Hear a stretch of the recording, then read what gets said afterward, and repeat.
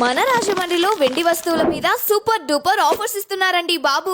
ఈ ఆఫర్ 1-2 రోజులు కాదండోయ్, ఒక నెల మొత్తం ఉంటుంది. డీటెయిల్స్ అండ్ అడ్రస్ చెప్పేస్తాను, వీడియో సేవ్ చేసుకోండి. ఏఎస్ సిల్వర్స్ మరొకసారి యానివర్సరీ ఆఫర్స్ తో మీ ముందుకు వచ్చేసింది.